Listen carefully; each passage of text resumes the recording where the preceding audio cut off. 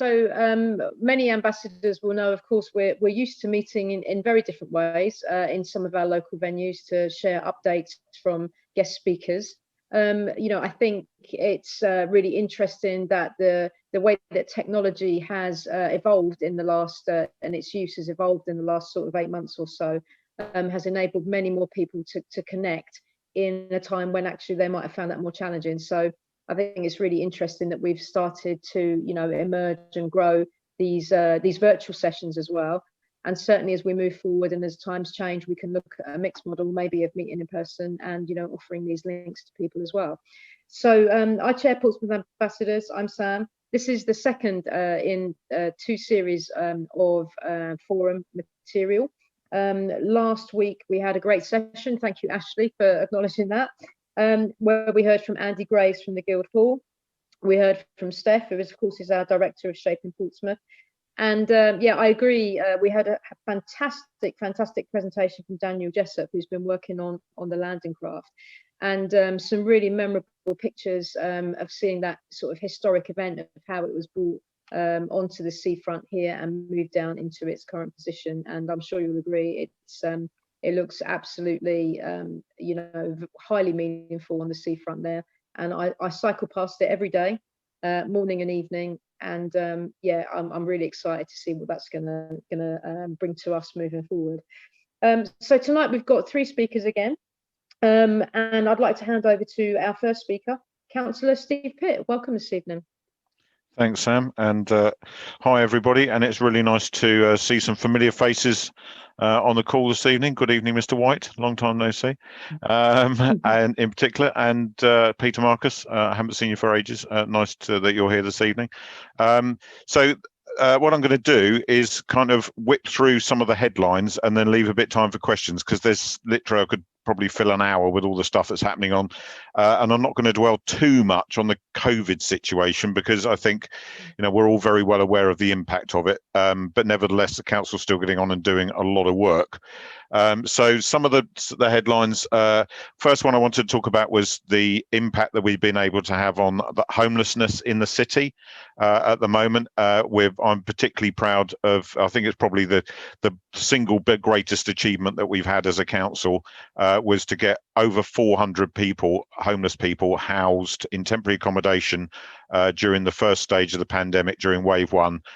We got them all off the street. Everyone who wanted to come in was able to come in, and that was a really important piece of work. But also it presented us with an amazing opportunity to be able to work intensively with those people and move some of them into permanent accommodation, which we've successfully done. And we've got everyone that wanted to stay housed from that cohort is still housed with us and will be ongoing. We've got funding. We got the 6th largest amount of money in the country for the wraparound support that we've been giving, and for buying permanent units that we can put people into, so that they've got a home, a proper home. But we also got the 7th largest amount of money in the country for that ongoing support to keep them housed in the interim, and that it's just so important. So that although there are always going to be homeless people on our streets, and there's some really complex reasons why that's the case, the fact that we managed to help a lot of those people, and some of them now back in jobs, some of them in addiction support programs, getting clean, seeing positivity in their lives, and most importantly, having their own front door, in some cases for the first time in decades.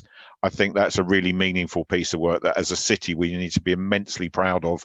And actually all the organisations who've got involved in that have done an immense piece of work. And that's been the council working with our partners at Two Saints, and also of course the Society of St James, who do a lot of work with the homeless people in the city, and the wider voluntary sector of course, and including the Hive, which has been a key part of this. And this thread of partnership, Portsmouth partnerships, is something that will feed through some of the other things I'm going to touch on tonight. And for me, it's particularly important that we are always looking to see how we can engage the most amount of people and the most amount of partners in all the work that we do.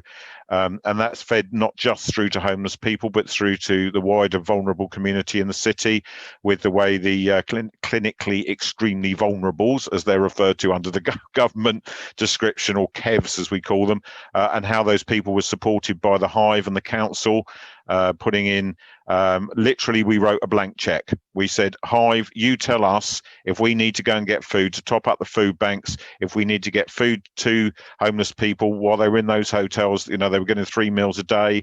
If we need to be getting prescription deliveries out, we will resource that and we will write a check. And I think the total that we resourced in the first wave was over £40,000. There's been ongoing support since, and the blank check remains open. So if we need it again this winter to support people who are caught out by not having food at home while they're self-isolating, we'll do that, and we will make sure that people in Portsmouth don't go hungry. I think I'm right in saying that we are the only city in the UK that has made a 100% commitment that if anybody asks for help in our city, we will find a way to get them that help. And I think we wouldn't be able to do that as a council if we didn't have the strength of the partnerships that we've got with the Voluntary and Community Centre, and that partnership with the Hive is growing daily. But it's not the only partnership that we've got. And in business, obviously, we're here because Shaping's ambassadors. And I am a Shaping ambassador. I am trained, I'm pleased to say. I went to the training many years ago. And it's really important that the partnership with Shaping develops and grows even stronger, something I'm passionate about. As some of you probably know, I used to chair the Culture Partnership for a number of years. So was part of the chairs and the LEP group of Shaping. So I know very much how it works. And it's such a powerful vehicle in our city that is often over the years not really been looked at through the right lens. Shaping is not about business partnerships. There's chambers of commerce and stuff to do that. That's a tiny part of what it does. What it does is actually change our communities for the better. And when the council works in partnership with Shaping, we get stuff done.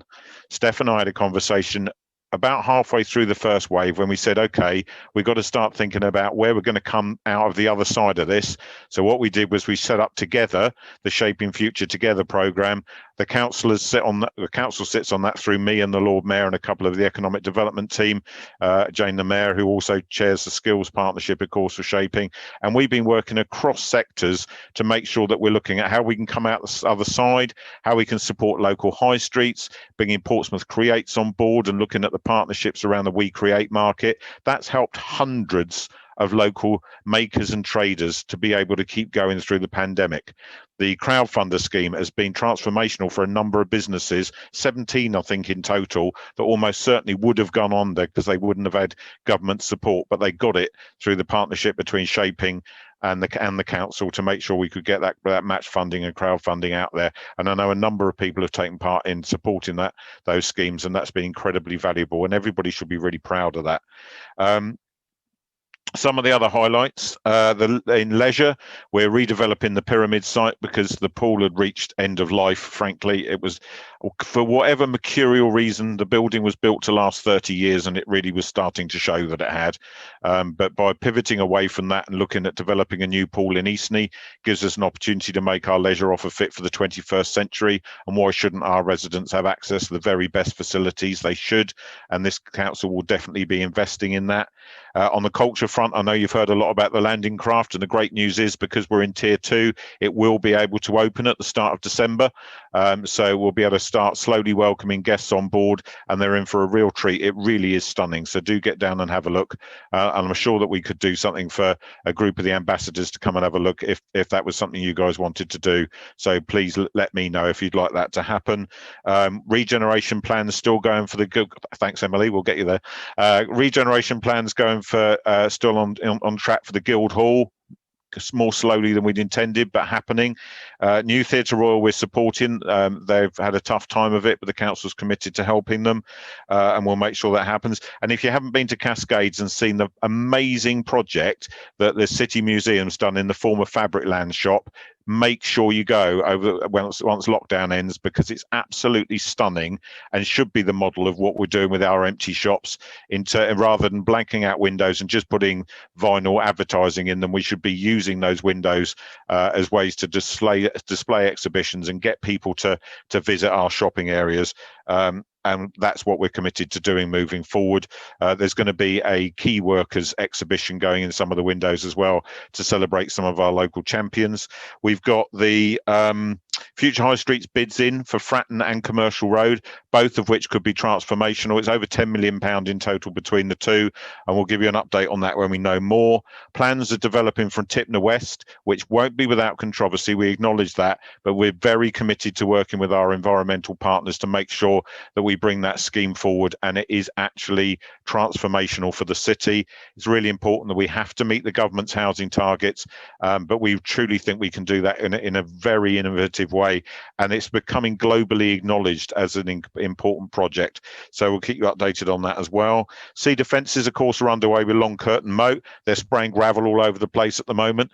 The scheme's getting traction. The compounds are being built, and the work is on track so far. And a little interesting thing for you, Clarence Field, which the MOD use, when the sea defences team took the turf off to create a hard standing as a compound, they've discovered some of the old city wall foundations are still intact underneath it.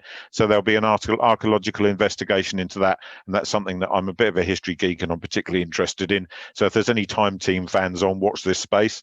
The Dunsbury Park development, which is a major business park on the just outside the city, has just welcomed a new tenant. I think it's the largest commercial letting in the south of England this year, and we're not able to announce the name yet, but we've recently signed a new tenant in Lakeside, and again it's the largest office letting this year on the south coast, something we're very excited about. And it just goes to show how interested people in Portsmouth are in Portsmouth, highlighted of course by the fact that the Royal Marines Museum site has now been sold to a hotel chain who are committed to turning it into a 5-star hotel, but retaining all its key features, which is brilliant news. Lots of work going on around the climate change agenda. We will have the clean air zone that the government wants us to introduce next year, but we're trying to make sure that we're improving air quality across the city anyway. More commitment to more greening. You'll see more of that happening. It's got slowed up a bit during lockdown, but it will be happening. We're looking at a new waste fleet so that we can electrify our waste vehicles, which will help us cut our carbon footprint. Food waste recycling to be rolled out across the whole city, and recycling schemes across the seafront. The trial that we did last summer has been hugely successful, which is brilliant news. So we'll be doubling the amount of recycling bins on the seafront for next year. Great scheme underway around home energy plans to make sure that we can get more homes away from gas boilers into combined heat and power systems, and install even more solar panels. Remember, the council wins awards for this.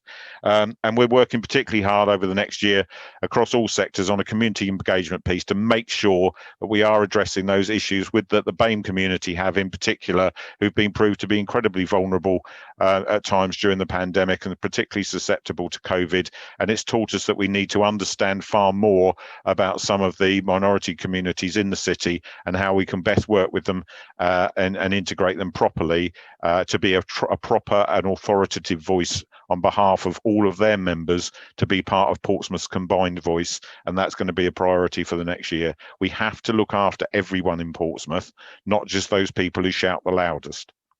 And that's what I've got to say. Any questions?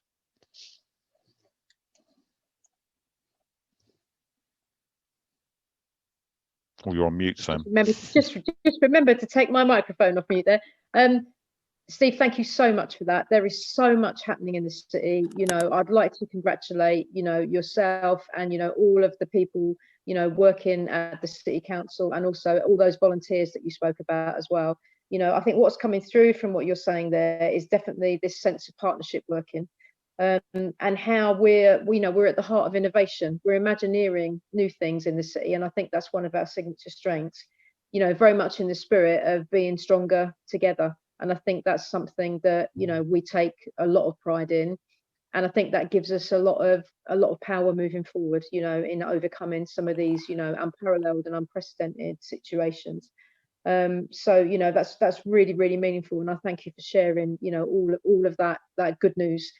Which we're also desperate to hear about at this moment in time. It's important to remember all the things that we are doing and what we can do and what is happening.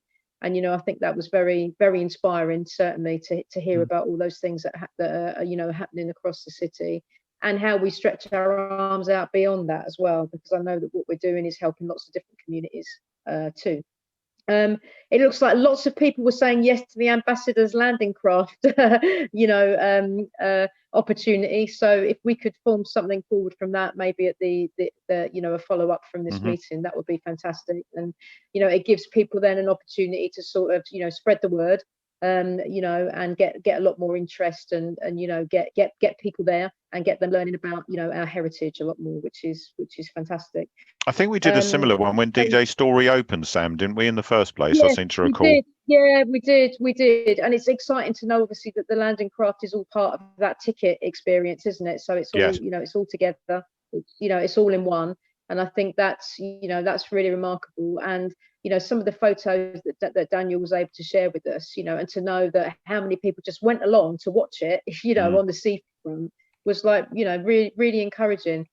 And the kind of the engineering that takes as well. Again, we're at the forefront of a lot of these things in the city, in terms of the way that we can make things happen. And I think we show that in events like the landing craft, but actually in all the things that you've just shared with us, we're a city where we make things happen, and that's really, really important.